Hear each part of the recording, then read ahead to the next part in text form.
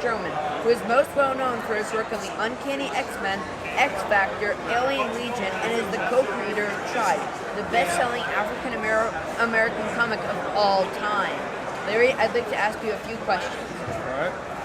I read that you would get comics from your brother or from friends when you were a kid. What kinds of comics did you get from them? Well, my brother, at the time, he loved all kinds of comics. Marvel, DC comics, Archie comics, it didn't matter to him.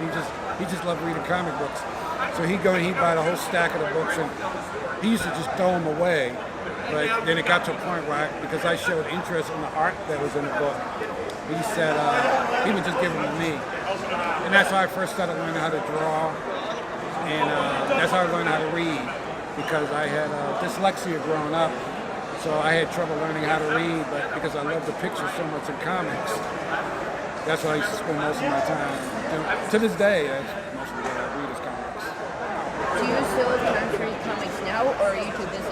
I read them every once in a while, not a whole lot, but I have a family to take care of and 2 dogs, and we got a house we got to take care of, so I spend a lot of time with that kind of stuff.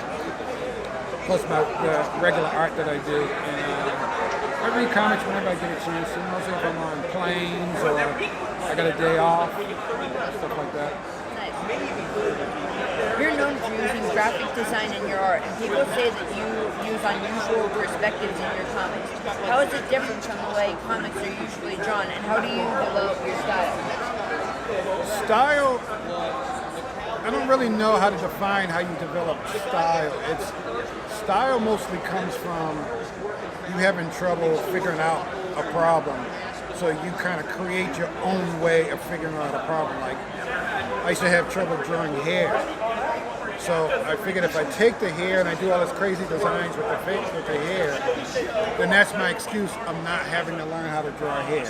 But people ended up liking it, so as a result of people liking it, I still to this day just draw hair like that. I can draw hair better now than I did back then, but I just still just do the crazy designs. The design thing comes out of, that was just something that I was always interested in, and I always felt if I ever had an opportunity to do it, then I would. So when I had that opportunity to do it in a comic book, I would put that in as much as I could.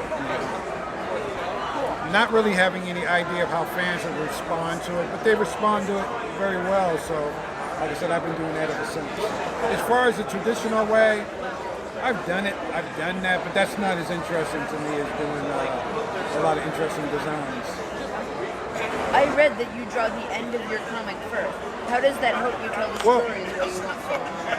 Well, I don't necessarily draw the end of it first.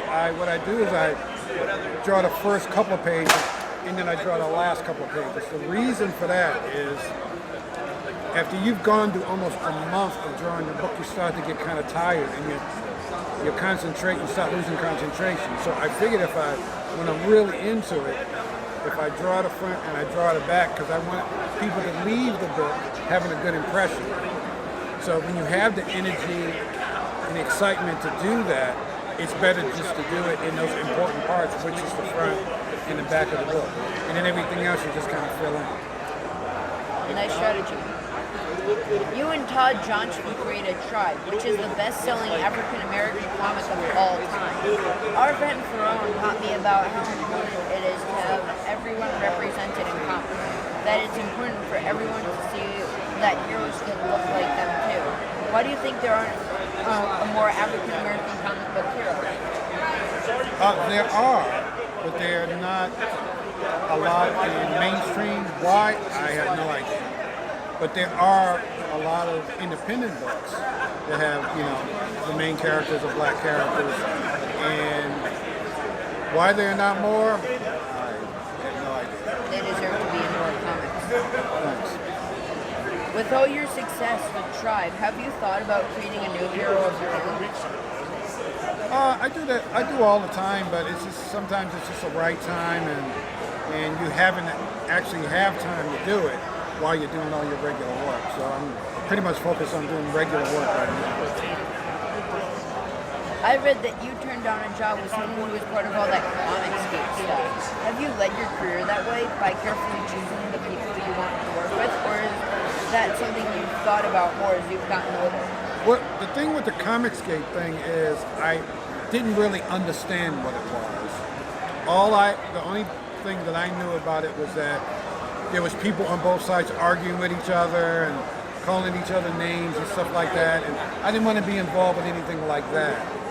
Since that time, I've been contacted by a number of people in the Comicsgate group, and they were nice to me and everything, but because of all the negativity that was kind of brought to that whole thing, that's the reason why I don't want to have anything to do with it. It's nothing to do with people being creators or anything like that. It's just because of the negativity that was involved in that whole movement.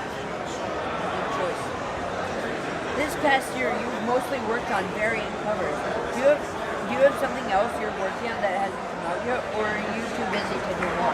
I have a couple of books that I'm working on, but they're books I can't talk about right now.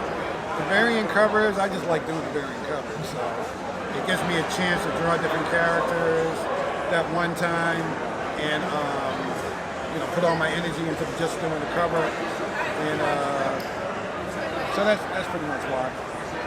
Thanks for answering my question. Thank you very much.